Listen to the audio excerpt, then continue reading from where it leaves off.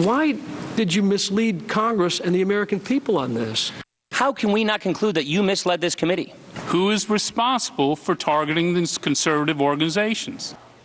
Yes, we must ask these questions to the total exclusion of everything else, including immigration reform and tax reform. That, at least, is the opinion of Jim DeMint's very powerful Heritage Foundation, or more accurately, its political action arm called Heritage Action. That organisation has ordered Speaker John Boehner to, quote, avoid bringing any legislation to the House floor that could expose or highlight major schisms within the conference, and would obviously include a vote on immigration reform, a subject on which the Heritage Foundation has been shamed for a report full of bogus costs by an author with a racist view of Latinos. The said author, of course, has now resigned. But there may also be another reason for why Heritage is anxious to highlight these hearings. You see, Heritage Action, which actually made the request of Mr. Boehner, is a 501c4, a so-called social welfare organisation. And it's these organisations which are at the heart of the IRS scandal. So, in addition to avoiding any kind of meaningful legislation, Heritage Action may also be hoping that Congress will stay focused on haranguing the IRS for daring to question the legality of politically motivated 501c4s like Heritage Action. Joining us now is Democratic Congresswoman Louise Slaughter of New York. Good afternoon, ma'am.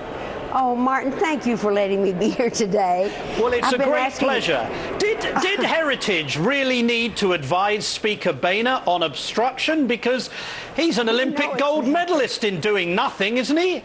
Oh, my word, I've never seen anything like it. Some might call it treason, Martin, but at least that's a dereliction of duty. But I've been asking every week at the Rules Committee, why are we doing these dogs that the Senate will never take up and would never become law? Now we know why. They've written it down. I never thought I'd live to see that. Ma'am, are you really suggesting you have the temerity to question why the House should table its 37th, 38th, I can't even remember which vote to repeal the Affordable Care Act? Are you having the temerity to question Republicans on that?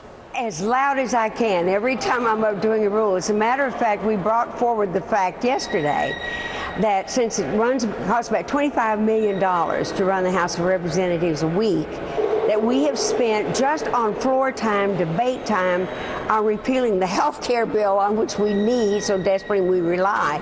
That has cost $53 million by itself. Excellent. Excellent fiscal conservatives there. Now, in the letter, Heritage also says it's against the House GOP's demand for $21 billion in cuts to the food stamps program, not because it's too much, but because they say it's not enough. They want more cut. How do you, as a member of Congress, work with people who believe that? Well, I don't know who those people represent, but certainly not my district, where it's very diverse, and we have people basically who care for each other. But it's more than that. It's so much more than that. We are so privileged to be sent down by our neighbors to represent them in this wonderful complex, and to mess it up like that for personal, parochial, political interests is really pretty awful. I think this letter hopefully will make it stop. Now, maybe they'll pass the farm bill. That I certainly hope. So we know that the House bill, as you point out, does drastic things to food stamps. Indeed it does. Now, yes. Congresswoman, I wanted to ask you a question on the topic of the sexual assaults issue in the military. Yes. Can I play you something that Chuck Hagel said just a short time ago? Take a listen, ma'am. This is cultural. This is an accountability issue. It's sometimes a structural issue. Are we going far enough up and down the chain of command? There are so many dimensions to this that I don't think you can come at it in one simple way.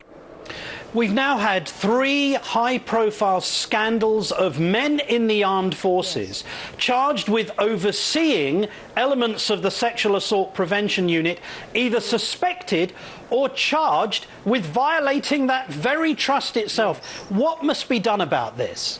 You know, he's absolutely correct that it is cultural, because I think that's what happens to many of our young people who go to the academies. They're the cream of the crop. They're the best in the community that we have the opportunity to send to the military academies, and often they get into trouble. So culture is a large part of it.